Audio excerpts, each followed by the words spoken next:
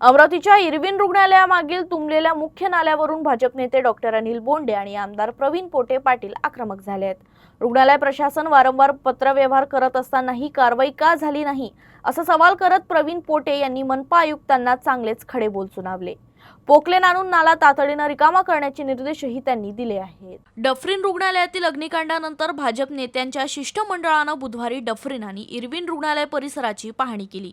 यावेळी जिल्हा शल्य चिकित्सक डॉक्टर विनोद पवार यांनी इरविन रुग्णालयाच्या मागून जाणारा मुख्य नाला तुंबल्याची माहिती लोकप्रतिनिधींना दिली। रेल्वे स्टेशनच्या मागे सुरू असलेल्या बांधकामामुळे नाला तुंबला असून यामुळे मालवीय चौक, वालकट कंपाऊंड आणि डफरीन रुग्णालय परिसरात थोड्याशा पावसातही पाणी साचत असल्याचं सांगण्यात आलं। रुग्णालय प्रशासनाकडून वारंवार पत्रव्यवहार करूनही कारवाई न झाल्यानं खासदार डॉक्टर अनिल बोंडे यांनी मनपा आयुक्त डॉक्टर मंगेश गोंदावले यांना फोन केला। मात्र आयुक्तांकडून समाधानकारक उत्तर न मिळाल्यानं आमदार प्रवीण पोटे पाटील संतापले। रुग्णालय प्रशासन वारंवार पत्रव्यवहार करत असताना तुम्ही खुर्चीवर बसून गोट्या खेळताय का?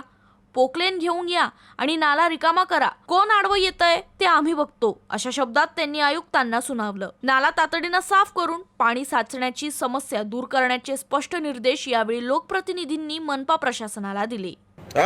चला 5 पोकलँड उद्या लावा, नाले ओपन करू आपण। आम्ही उभे राहतो तिथं, आम्ही उभे राहतो। कोण आडवा आहे आम्ही पाहतो जरा।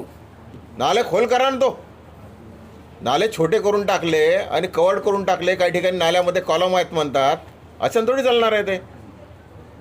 आणि शासनाचं नाव बदनाम होतं ना।